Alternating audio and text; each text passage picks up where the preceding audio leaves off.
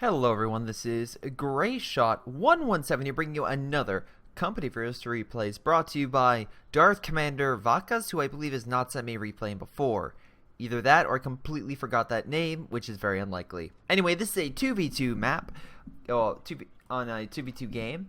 Chateau de Love Nest. Again, they just can't make it an easy name to say, but whatever. It's a 2v2 game. 2 Vermont, 1 American, and 1 Soviet player. Now, oh wow, okay, so actually let's double check rank real quick.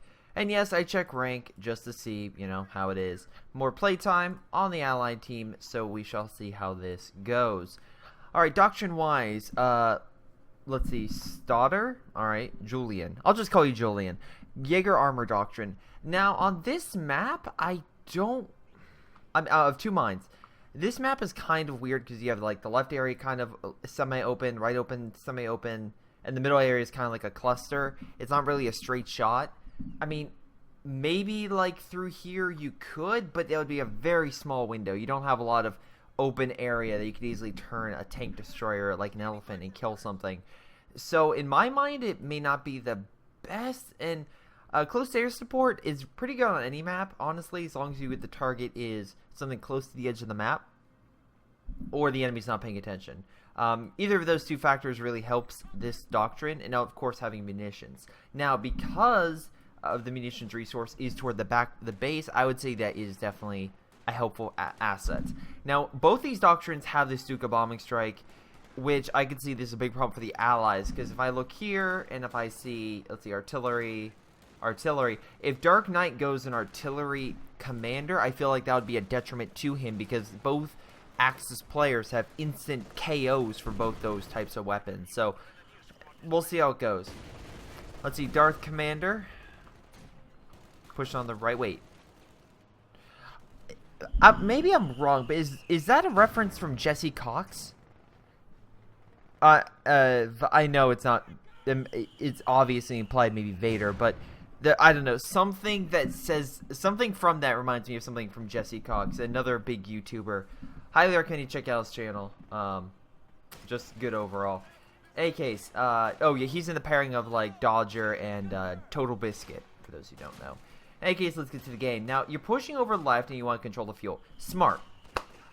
Also bring over Grenadiers, keep the Pioneers back, send them somewhere else. Smart. You don't want to waste units. You really don't want to go run back to base, get healed, and bring it back. It's like, okay, I'll just move it out of the way. They'll focus on their own task, and we can get this stuff done. That said, maybe saying over the Grenadiers is not a bad idea. We do have the American player over here, which is Black, and again, Dark Knight. Black is kind of just, again, has this American mortar, and this is now like an essential part of the American strategy, where it's like you want to deploy a mortar because they will destroy the Axis. Now we have 2 riflemen in rear echelon. This is going to put a lot of pressure, though they can't cap it. Simply put, oh, nice heavy cover as well. The MG's there, so it's instantly going to suppress anything they have. The mortar's pretty good at fighting infantry, but not so much on like building barrages, in my opinion. I've seen it backfire quite a bit. Now on the right side, we can see here that Julian is actually pushed up pretty well. I mean, he's kind of losing to the conscript horde, which seems to be a thing. For the amount of conscripts you're going, and the kind of, I'm assuming you're going to go Soviet Shock Army, because out of the two, the only one that, oh wait, no, Soviet Reserve. Shoot. Both have PPSHs, that's my point, is like, you produce a lot of conscripts, usually it's for a reason. Buffing them up with PPSHs for close range might be practical in this map, simply because even though it's kind of open, there's a lot of cover, like these, like you can see here, these tree patches that kind of obscure vision and allow conscripts to instantly just pop up into the enemy view and annihilate them from behind without them even knowing they're there. So I see that as a really good asset to this map. It's also, this map has so many different like weird like choke points. Like, you wouldn't think this map has a choke point. Like right here, I would say it's a choke point. Right here is a choke point. In my mind, it's not necessarily for like holding back infantry. It's for mine placement, where a lot of vehicles will go down these main roads and they'll automatically go down the main roads unless you tell them otherwise. So I see that as being an asset if the Soviet and or Axis player decides to be like, hey, we're gonna place some mines everywhere. Nice idea with the Molotov cocktail, but yeah, you're just not going to win this fight. Same thing here. There's too many conscripts and too many buildings. I just don't think you're going to win in that engagement. Wow, okay, this guy got dominated. I'm assuming enough combined arms along with maybe a grenade or two probably helped him get... Yeah, there we go, grenade. Wiped him from the building and pushed him back. A grenade is really effective and, on my mind, probably more effective than the mortar killing stuff in buildings. Because we can see here in that time only one additional kill. So we know the mortar didn't do it. It had to have been the grenade. With a grenadier push, but again, even though they could easily beat one rifleman squad and very nice rifle grenade, this guy's not dumb. He's watching over, he's microing his units, and he's going to make sure that any sort of grenade or rifle grenade, anything along those lines, he can easily maneuver and get out. Wow, I was right. Soviet shock army. So we get the heavy mortars, pretty good again for uprooting the MGs and a lot of heavy troops that the Wehrmacht can get. Shock troops great for close range. Though I would say either go with shock troops or go with conscripts with PPSHs. I don't like going both because, in my opinion, if you're going to use that, just get something. Go one or the other. A combination of both that do the exact same purpose, probably not the best idea. Maybe having one shock troop squad, but don't have like a full squad of shock, like 2 or 3 squads of shock troops and 2 or 3 squads of conscripts. You don't really. They cover each other. Shock troops are not going against vehicles. Conscripts are going against all, but they're not as powerful as shock troops. Unless you, of course, get embedded up. Then they become annoying, to say the least. I will say this. I do like how Julian is pushing on the enemy team. Typically, especially versus Soviets, it's a very big slog. Though the Soviet player is not helping himself. So far, we have no MGs. And I'm not saying you have to get an MG for the Soviets, as many people will go the shock rifle, or special rifle, my apologies.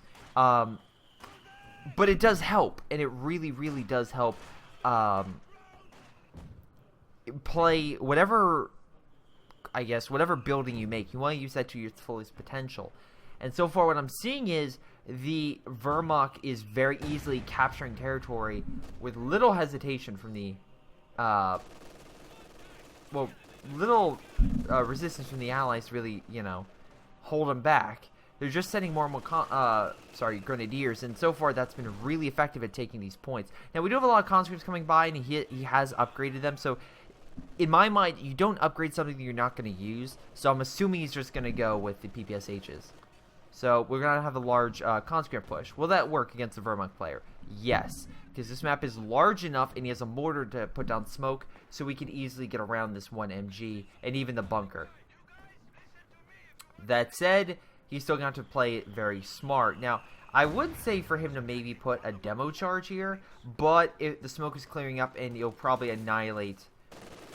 There we go. Well, we got one guy. If there wasn't an MG right here, I would say put it up place a demo. But because there is, you're going to be suppressed and it's not going to work. Wow, really? He's still placing it. There's an MG hitting him. It should annihilate him. Are you going to detonate yourself? You want to activate it or you're not going to activate it? What are you going to do? The Wehrmacht player knows you did that. I hate to break it to you. Now, let's see here. We have extra munitions resources. Now, in my mind, I don't like using this doctrine very early because it can be a detriment. What a lot of people do is they rely too heavily on close air support, and they start draining valuable resources, and then they are like, oh, guys, we lost the game. I don't understand why. It's because they weren't bringing up units they were calling in airstrikes, and sometimes a unit long-term is more beneficial than calling an airstrike that misses. But I think I know what this guy's doing. We can see here he has 3 grenadier squads. Most likely, he's doing that to up his grenadier squads. He wants to make sure that he can fight mano-a-mano with the American forces. This American guy has not upgrade his men like the Wehrmacht player has. He hasn't gotten the bars and the bazookas and everything else. But he can very easily... Oh, wait. Does he have LMGs? Yeah, he has LMGs. He could very easily go that. So that's something he has to really work on. I do like how he has a nice little nest right here. Good defense. I feel like the positioning of that could be better. Simply put, this reason. If you have an MG, I get cover here. There's AT traps. They're these tank traps. Okay. They're stopping vehicles from coming through this way. So in my mind, why would you focus your attention on a point where tanks will not come through instead of maybe up here, where tanks will most likely come through? Again, even if the tank shoots here, it'll take a lot of time for them to actually take the point. Now, the Wehrmacht player needs to take this territory, otherwise he's simply not going to be able to get those resources that he needs. Also, this map is so small that he maybe just pushed a little too close into the enemy base. Remember, guys, the whatever reason, the Native American base has 2 MGs. I don't understand this. I don't get why they have 2 additional MGs in their base. Sure. I don't know if that's just a native base defense special ability or something along those lines. Nice AT gun hit. This guy was preparing. He's like, "Oh, you're gonna come through this way. Let's prep. Let's get ready," and it worked. Though he did pull back a lot of his men. He did pull them on. Are you healing or? All right. I guess he's doing that so that way in case the ambulance does die.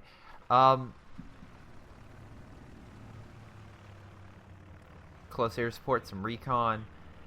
I'm assuming you're getting those upgrades. I would definitely get those upgrades.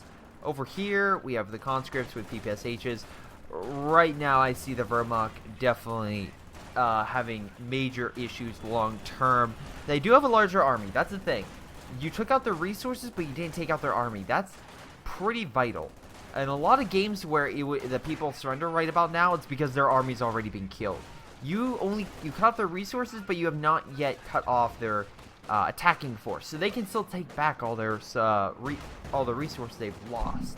And even if we look, they have a larger army than slightly, by like 1 or 2 units, slightly larger than the Allies. So that's something they do have to watch and do have to definitely fix if the Allies want to win. They need to start getting some major, doing some major losses. I do like his flank coming through here.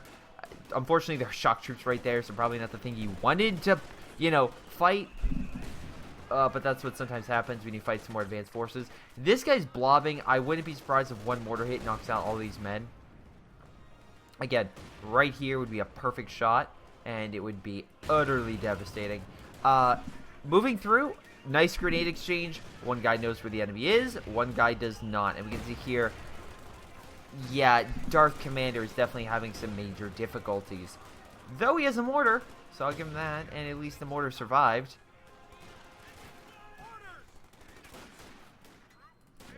The problem is with the American mortars, I believe the range is not as great. Like, they have to definitely move it up and over. Okay, of all doctrines to go, Armor Company? Really? That's what you pick? Alright, sure.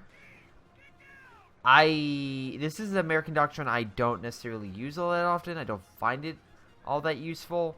Assault engineers are okay. They're not that great. I mean, they're good close range, but that's what the Soviet guy's focusing on. So you really don't need that. Also, 1,000 manpower. And I feel like that statement is enough to justify anything that may happen to this American player. I'm sorry, 1,100 manpower. Okay, finally. Got himself a Sherman. Nice job. You're not saving up for infantry, so maybe you just want to deploy some infantry. How about that? Alright, Dark Knight, Su-76. So, Sherman, good against infantry, Su-76, artillery, and good against tanks. And right now, because you've been knocking out their fuel resources pretty much all over the map, you've essentially knocked off the Axis fuel income, which will essentially cut off any heavy tank. Darth Commander, probably you should go for Battle Phase 2. I'm not saying you have to go for Battle Phase 3 and use, that fuel, but you definitely want to get better troops sooner than later. Now, you are sending some troops over here, and I do like how you are focusing on there while you're pushing over here. Nice close air support run. Again, that was a strafe that kind of suppresses infantry, which is allowing his Panzer Grenadiers to annihilate them. Oh, that was a really nice grenade. Man, this major, though, getting so many, ranking up so much. Dude, this is where that Sherman would be really good over here. But instead, you're sending it to mid. You're not even moving it. Dude, if you lose that ambulance. Wow. That was a victory up unto itself. You knocked out the ambulance and killed the crew. Decrewed the AT gun. And he's going to lose the Panzer Grenadier. But overall, Darth Commander, well, yeah, you need to retreat. Overall, they pretty much did a massive amount of damage to each other. Yeah, in this scenario, it's not looking good for the American play. That was a really nice counterattack, though. This SU-76 versus Stug battle. Yeah, again, double trouble. He's gonna have to fall back. If he can do a nice Panzer, wait, yeah, it's a Sherman. I was like, wait a second, is that a Wolverine? No. But yeah, a couple nice Panzerfaust, and I could definitely see it the tide turning. Doesn't take that many Panzerfausts to kill these things, so overall, it can be effective. Double Panzerfaust, or just single one, that's okay. As we can see, they went explosive rounds, and it does a lot against infantry, especially, and I think that was negative cover. Yeah, we can see here a lot of negative cover. So, extra deadly, extra powerful, get out of there. Now he got himself a Wolverine. This is a mistake. This is an absolute mistake. Don't get me wrong. I'm a person who prefers a Jackson, but the Wolverine, in my opinion, is not something I don't even think you should really use it, honestly. The only reason you would use this damn thing is if you want to run over the opponent's infantry. Because of whatever reason, this thing is speed and maneuverability allow it to easily kill enemy infantry by running them over. Very nice group here. Send the Grenadiers forward. That way, if they get pop shots, the main AT unit in there is, safe and secure. And he runs away. Good job. Good job. Now, we do have a double team going on here. Again, shock troops good close range on the American player. Smoke going to close that gap and allow the shock troops. Okay, nice. At least you're smart enough to move. Wow, that was a really powerful hit and kind of bullshit. Panzer Grenadiers okay close range with the upgrade, but at least with the Grenadiers, they're decent. Sherman probably should back up. And you probably should not have focused fire on this with the Panzer Grenadiers. Just to tell the Grenadiers focus fire on this and this that hit the Sherman. But yeah, you're gonna possibly lose that Panzer Grenadier, and if you lose that, that's okay. You did not lose it. That's good. You want to Panzerfaust the enemy, or no? All right. All right. We have a push going on right now. Stug. Double Stug currently having a fight over here. And before you say, oh, Greyshot, I thought you hated the Stug. No, it's great killing light vehicles. Guess what the Allies are playing? Light vehicles. The Su-76, in my opinion, is a light tank destroyer. These are light tank destroyers. So guess what's going to be really effective? Enemy light tank destroyers. Because while the Su-76 is a good tank destroyer, it's also a good arty piece. While this is just through and through a very good tank destroyer. And add in the range and the special ability, you got yourself a pretty good vehicle. Now we add an army size as well. We can definitely see that the Allies are in a bit of a pickle. At this point in the game, with all those resources and all those supplies, you should have a larger, more substantial army that can easily defend territory. You do not have that. So right now, even though you had the advantage, you just squandered it, and now it's an even fight. Even though pretty much the map was 90% under your control. So good job. Now let's see. The Black Seal, again, is that demo? Okay, you're placing demos. Not bad. I like demo charges. I feel like they can be very effective against the enemy. Again, I just released a replay about... Yeah, I think I did. Yes, it was. Released a replay with some awesome demo charges. I think that was a demo charge over here. Unsure. But very nice, very nice. But my thing is, you need more infantry. You need more frontline infantry. And you have 600 manpower, and you're not using it. And before you say Greyshot, shouldn't he focus his attention on getting more fuel with armor? And Let me redo that statement because that sounded really bad. Greyshot, shouldn't he focus his attention on getting more vehicles because of his excess fuel? No. Unless he's getting a Jackson, because right now I don't trust this guy.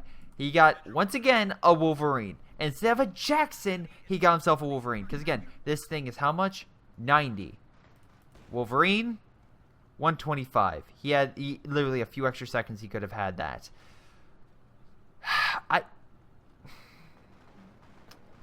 I mean, like, it's essentially just it's like a downgrade. It's like having a Pichu and a Pikachu. This is a Pichu. The Pichu's still good against water types, but the Pikachu is amazing versus water types because it has more attack power, more speed, and more defense. That Wolverine does not. And even with the upgrade, congratulations, your Pichu can know Thunder. But it's still not going to be as powerful as a Pikachu Thunderbolt. There you go. That's my Pokemon reference because I've been playing some Pokemon Go. And once again, the Stugs just outrange it and outshoot it. Because again, if we look here, range is king. And right now, these guys have range, while these guys do not.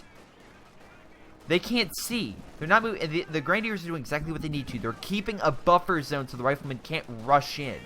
And that is allowing the Stug to just, like, hang out and just hang out in, like, the unseen zone and just annihilate that armor. Unfortunately, we have some howitzer shots coming in, but overall, bravo with the Stug gameplay. I feel like you kind of pulled up a little too much in that regard, but it's still alive, and you still have the. I probably shouldn't have wasted that. It's crippled. It can't move. Someone get that. Oh, there it goes. Go, Stug. Be free. Get out of there. No! Don't kill the Stug. He's really lucky the howitzer barrage is not coming in. No! Oh, wow. It's abandoned again. Oh, shit. It's going to come down right here. Oh, and the other Stug. Alright. But the SU-76 is dead. And there pretty much goes all the allied vehicles. Congratulations, allies. Congratulations. You know what would have not died so quickly and would have bounced some of those rounds? A Jackson. But honestly, in a lot of games, range is king. And having sightlines is so much better. And I expect a Stuka Bomb to annihilate this building. Thank you. I needed that. It clears. It just clears your head about, oh, the Stuka Bomb come in. And boom. We have peace.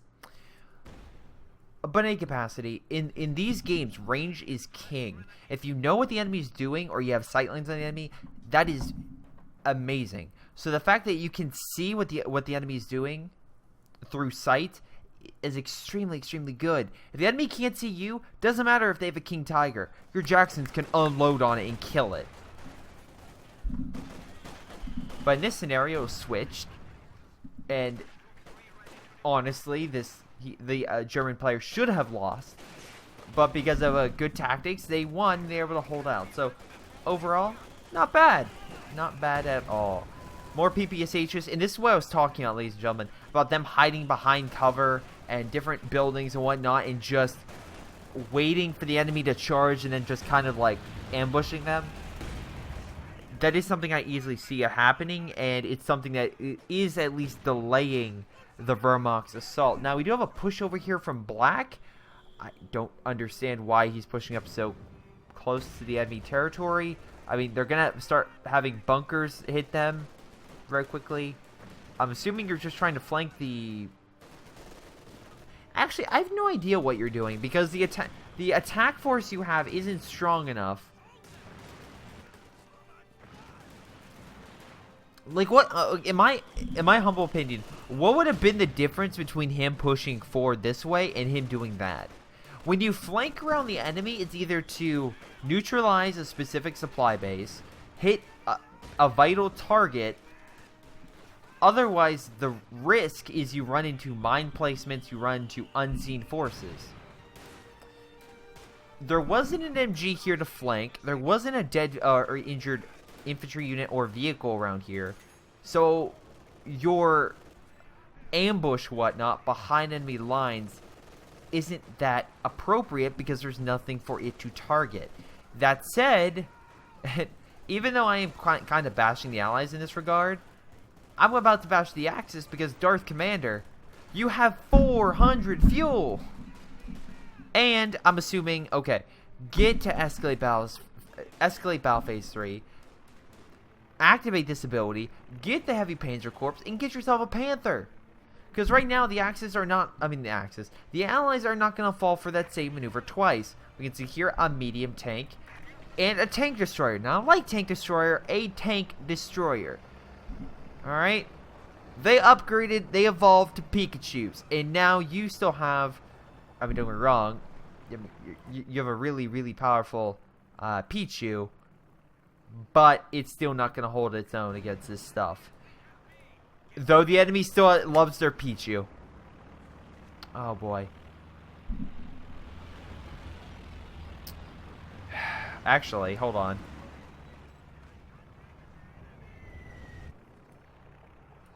Oh my god. Ladies and gentlemen, for those who don't know what just happened, a Stuka bomb strike just hit this target. And we can see here all these dead conscripts and whatnot. Yeah. And before you say, oh, they're medical? Oh, no.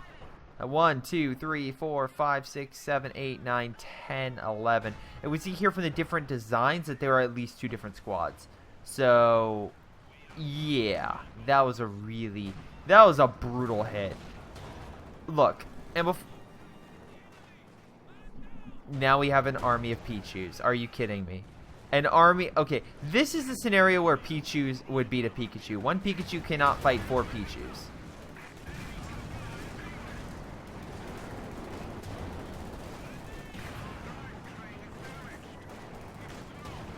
Oh boy.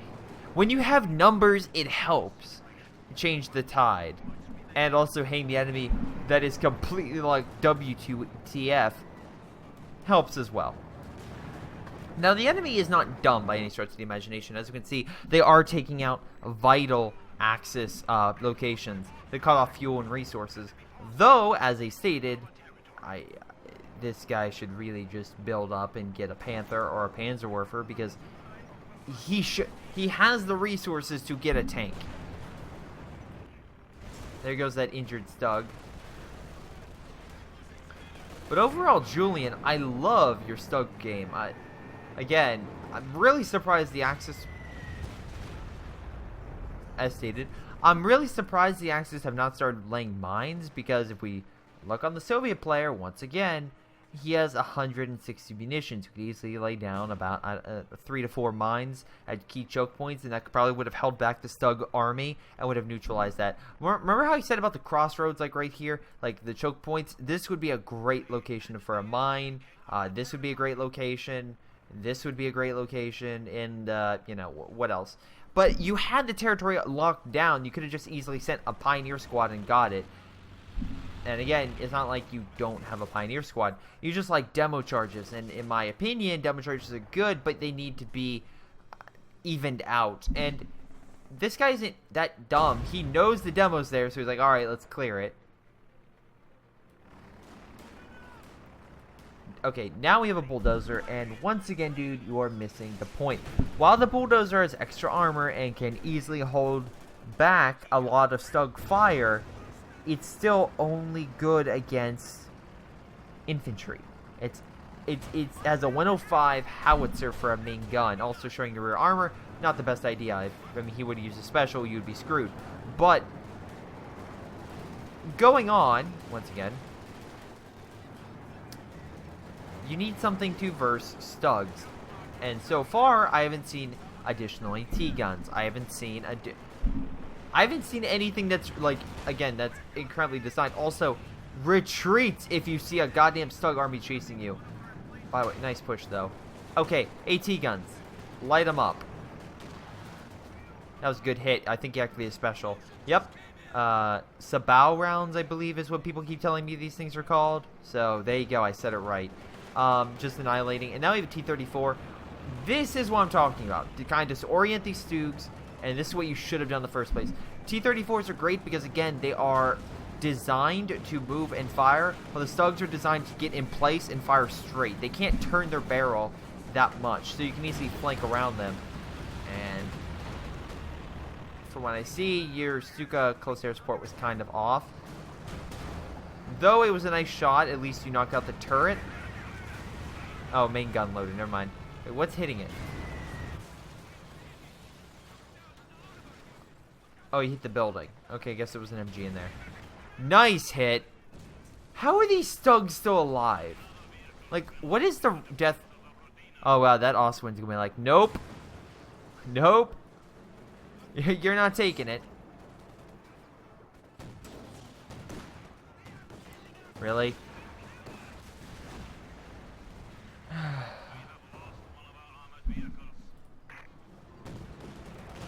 AT gun, they got to pull back.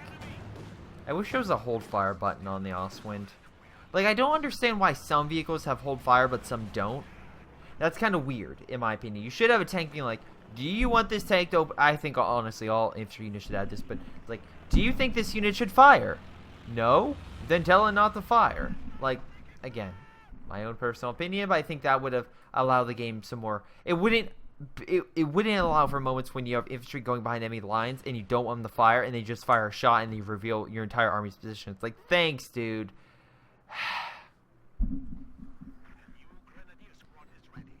We had a guy who did that with, I don't think it was paratroopers.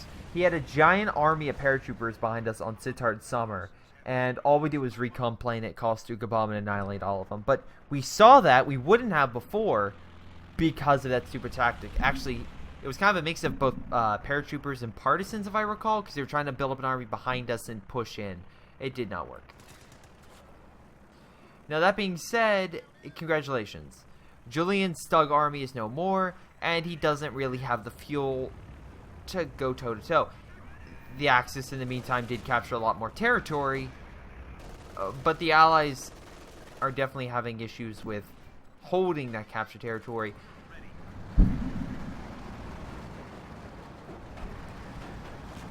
How many Wolverines does it take to get to the center of this idiot? The world may never know. Okay, stop with the Wolverines. You know it doesn't work. It has not been working. It will not work. Get a Jackson. That is all. Darth Commander, I like your army composition, but you need to get a heavier vehicle. It's 32 minutes in game, and you still have yet to call in a tank. I think you call it a scout car, but you have not called in a tank. You need the tank.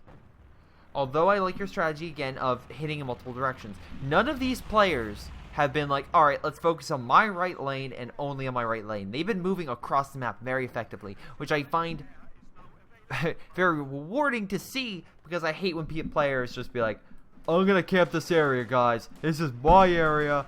They're not coming through. Hey, man, I need some help. No. You deal with it on your own. I'm holding my territory. And you see that a lot in chat and stuff like that, where someone's like, we lost because my teammate couldn't hold the right side or something stupid. But something I actually just noticed that is probably a reason why they're being a lot more aggressive, even though they kind of should be holding back, is we look at points. They're close to losing. If the Allies getting a few more stars and hold it for a minute, GG. Wait, why do you deploy a smoke? One more, probably, yeah, you could probably get a throw grenade. And you have the resources to throw a grenade. I like how the bulldozers are on one side, the Osmonds on the other. It's just like, oh, great. Close air support, making him retreat. I love how this guy instantly oh, wow, no! Are you serious? Huh. That was a really... I'm gonna be honest. Oh, not in a Stug for the flank. Bravo! I don't know if that was a misclick or something, but if you honestly planned for that armor to come through that territory, I mean, like, and they were coming through already, but GG. I honestly thought it was an anti-infantry strafe front. I didn't know it was an anti-armor. We have a Stormwind strike coming in. Unfortunately, that annihilates infantry. until, wait, it's shot down. And guess who has anti-air? So, in my humble opinion, that plane, I mean, like, if they get the Osprey over there, of course, to get in range, the Osprey will, I mean, the plane won't stand a chance.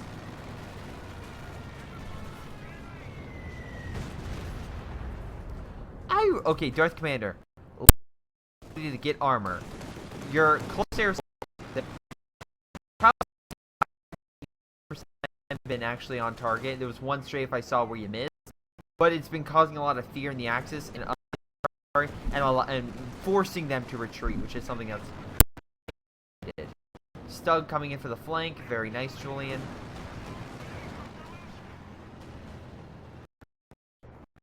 Is the Osprey really going to kill this thing?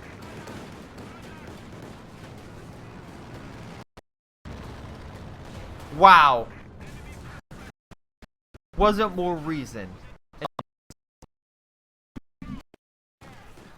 Black Style now, if he gets enough, he has enough for it. Don't get it.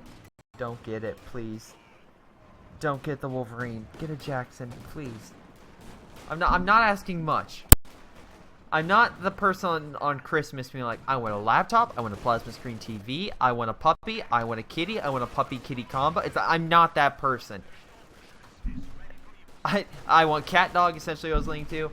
But yeah, it's like, dude, if your strategy fails, change it. Because that's what this guy did. Well, actually, I don't know if the Stugs necessarily failed, though. They did their job. They're pretty cheap, and he did take out a lot of armor. He hasn't had a real bad engagement with them. I mean, he had the devastating loss over here, where 3 Stugs lost their lives, but he knocked out quite a few tanks and whatnot. So I mean, like, this is probably the worst thing I've seen so far. But I wouldn't necessarily say that's... like, the end of the game. Like, that... Like, he's had success. If he's had no success with it, then I would say get something else. The difference between the Stugs that have died and the Wolverines that have died is the Wolverines haven't got a goddamn kill. The T-34s killed the Stugs. The Sherman killed the... And the Bulldozer killed them more. The Wolverines have not. So, do yourself a favor. Get yourself a Sherman. Get yourself anything else. Super close air support coming in. Probably could have positioned out a little better. Though, damage to both. And almost killed the T-34. Which would have been awesome. Stug's giving chase. Probably not the best idea. Sturmovik strike coming in. It does barely anything to armor. And as long as you have the Oswind in the area of the flyby, the plane will be shot down pretty quickly. Now, of course, they're not OKW, so they don't have that native AA ability. That would be really helpful. But with the Oswind there, that should provide enough AA fire to shoot it down. Stug's going in. There's a lot of AT guns, though. This guy is prepping for that, along with Dark Knight. But if he breaks it, if he gets into the enemy base and kills the T-34s... Okay, he's not, and I feel like this is a good strategy. Just pull back. In this scenario, oh, wrong road. Wrong road, dude. Wrong road. Conscripts or AT grenade. And someone's not paying attention. Oh, boy. That would have easily killed the Stug. This guy's being a lot more aggressive with the Stugs than typically I would normally see, so congratulations. Once again, Darth Commander, you have 800 fuel. While your airstrikes are great, if this allied player was actually getting heavier armor, you would need that. Oh, wait. I love how I thought he was going to hit the ambulance, but in actuality, he hit the major. That's actually a pretty good fake out. I mean, it's more expensive for a major, so it makes more sense. Shock troops moving in, but this is where I would use that negative cover advantage and just start opening fire, because right now these shock troops are essentially equal part like normal grenadiers, and you could easily kill them. Rifle grenade, rifle grenade. Come on. That was a good hit. Negative cover, you're gonna retreat, and you may. Oh, I would say that if I also have to give a complaint, Darth Commander, you should probably be upgrading your grenadiers. I should expect, especially with that much munitions, Grenadiers with more MG42s, honestly. Because while you have been annihilating the enemy with your airstrikes, having Grenadiers with MG42s, very, very effective at countering the enemy's assaults. Though, again, the enemy, once again, not capitalizing and not seizing the opportunity to knock out the munition resource is something that's baffling. If the airstrikes are causing you trouble, then you want to take out the area in which that it's causing you havoc. If you can capture this point, or take this point to negate the capture of that specific territory, then GG. You essentially cut off the munitions. They can't. I don't think they can call in the air support because it's not connected. Bada bing, bada boom. Really? Hit the ambulance? He didn't. What? You didn't retreat the ambulance after all that? Really?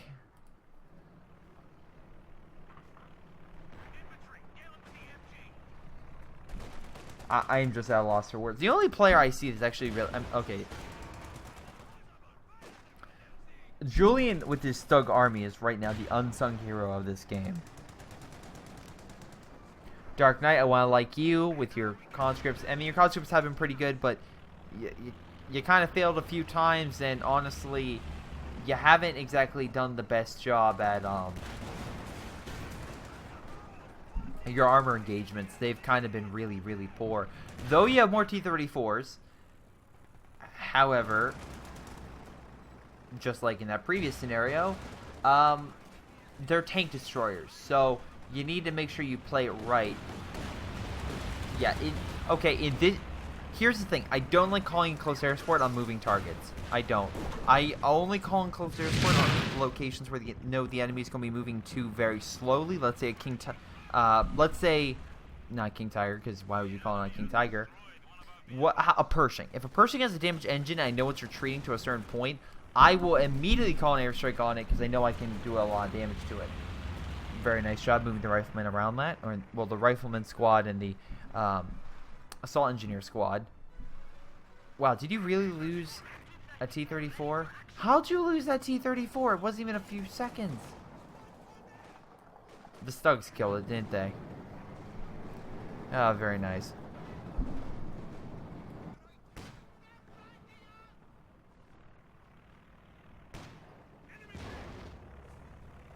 Trying to figure out where the Stug bomb.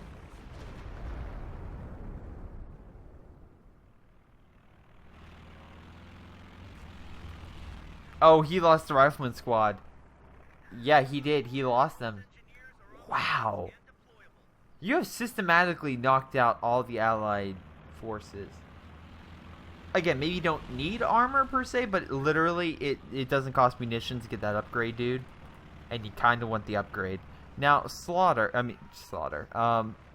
Julian also has not gone it. So, in my opinion, this has kind of been sort of a failure. Look, Draft Commander, great with close air support. Julian, great with his Stugs. And right now, his infantry also pretty good. Dark Knight, pretty good with his own infantry. Black, I'm still trying to figure out what he's good at. But weaknesses, Black entirely. Dark Knight with his armor. Darth Commander with getting heavy armor and not upgrading his infantry. And Julian with kind of leaving his armor out of the open, though that's what happens when you kind of be risky with it. And that's about it. The best player I see right now is Julian. And before you say, Greyshot, why does he have so many Stugs firing upon this AT gun? Well, first off, the hill is not helping him. But secondly, if you knock out the machinery, you can easily do that. T-34 is coming in for the flank, but the Stug army is strong and is just annihilating this T-34 army. I love how they both go the same direction, being like, guys, go this way. We'll flank the Stugs. The Stugs are just going to turn. If you flank from two different directions, they have to split. You can tell all of them to attack one or all to attack the other, but that would allow one to not be, under the barrel. And in this situation, you failed, and yeah, the Stugs instantly kicked your ass. American player moving in. Once again, go for this territory. cut off the munition resources. Have you even gotten a Jackson? You got a Sherman, but get a Jackson. Seriously, a Jackson would help you out immensely.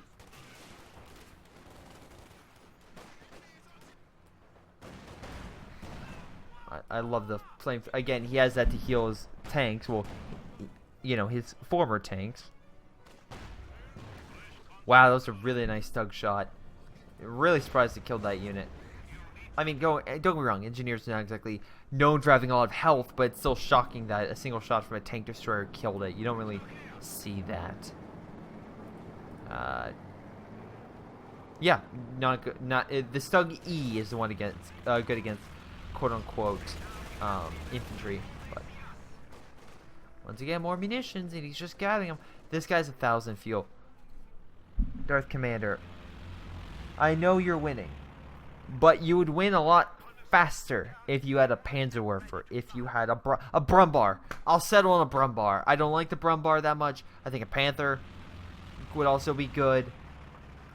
But man, a tank would really help you out against the American infantry, because guess what?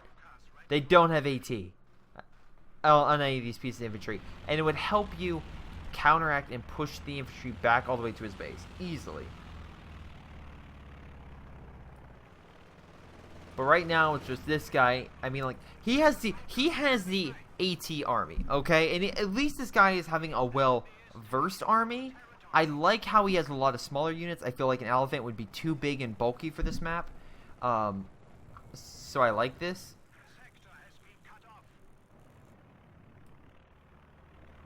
Did he just Stuka bomb the enemy? I think he may have, but I think he missed.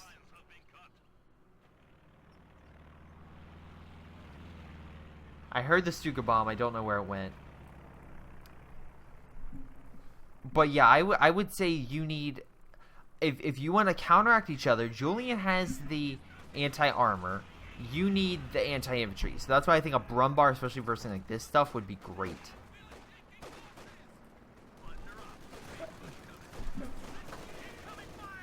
I'm just befuddled. And it would definitely work against the Sherman. Yay, you're using armor-piercing rounds. I'm happy. Look, it's actually doing stuff.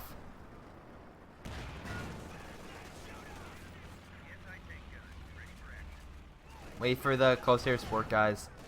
I guarantee you it's going to come in. Guarantee you it's going to cause the American player to rage quit.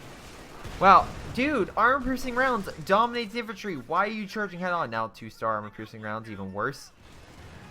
On the side as well, getting some nice shots off.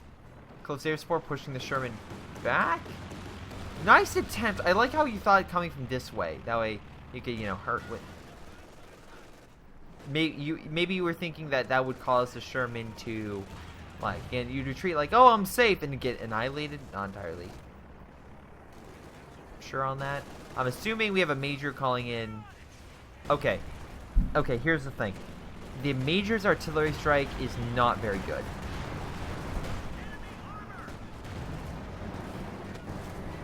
It's okay, but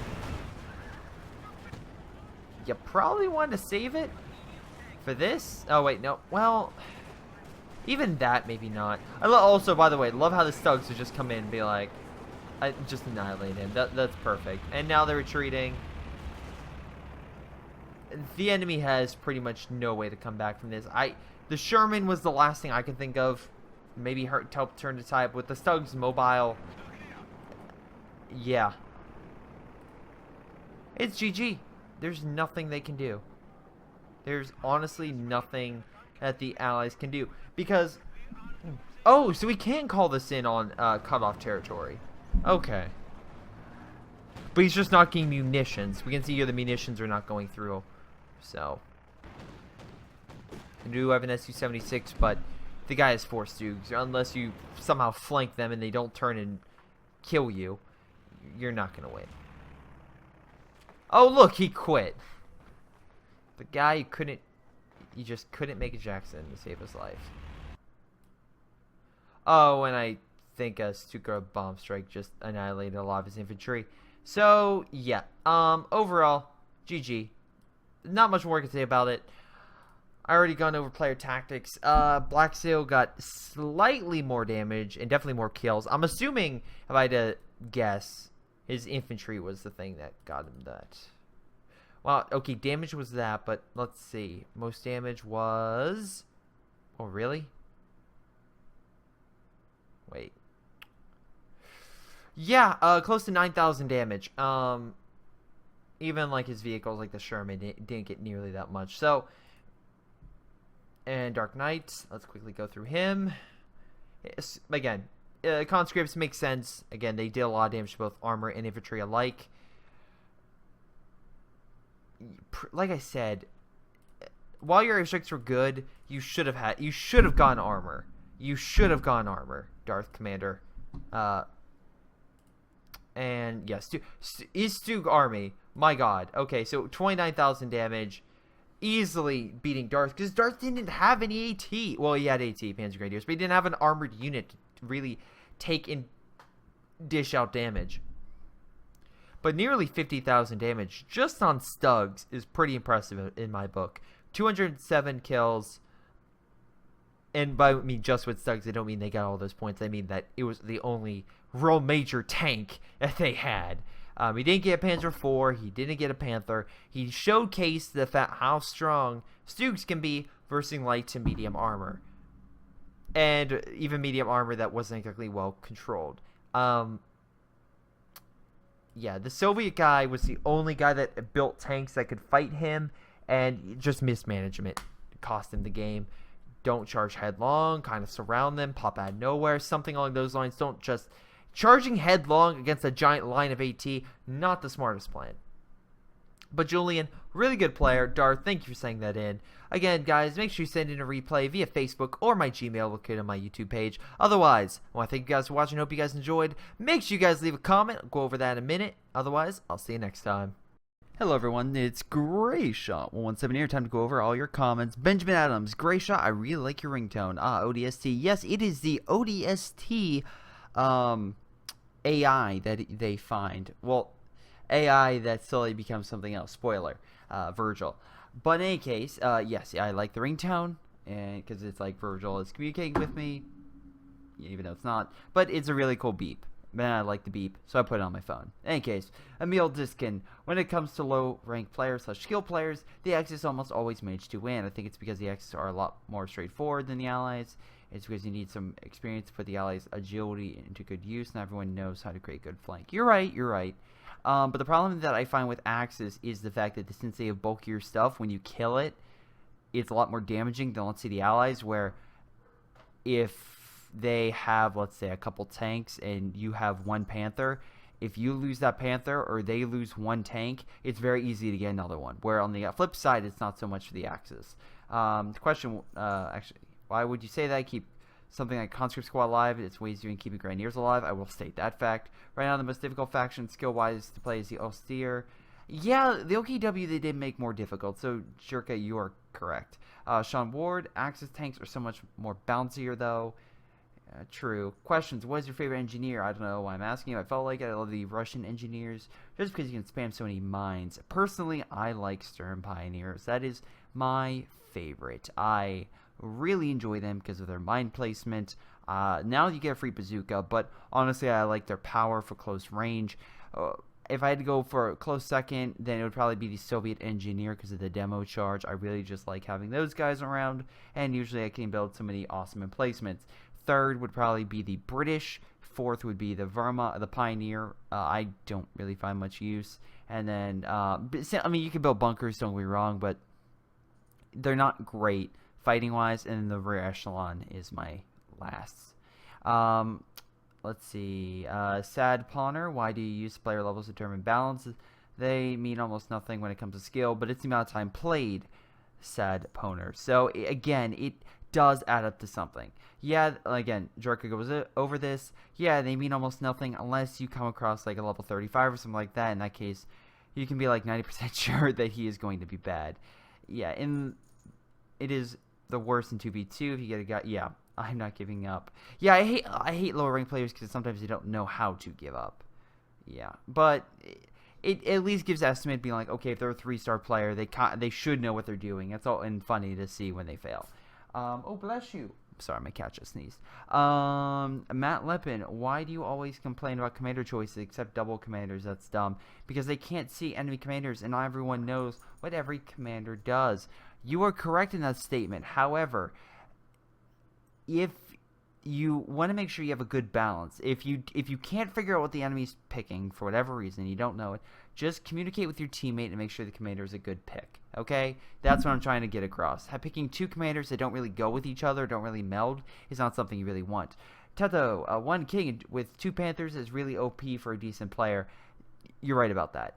I have no argument. Arctic Wolves, is it me or is there something wrong with the video? All I see is black screen. Never mind, refresh. Yeah, sometimes that happens, guys. If it's like pixelated or like 360p, for example, or something like that, it could just be still processing on some networks. I don't know why. I've had people on my screen it's 1080p, but some people are like, I can only get 360. I'm unsure. I think it's just YouTube. Sometimes just give it a minute and it should be fine. It's Battle of Kabooms or Battle of the Century. All right, and Kelly Soko first like. Again, thank you guys for your comments. Make sure you guys do leave your comments. I'll make sure I go over that in the future. Otherwise, I'll see you next time.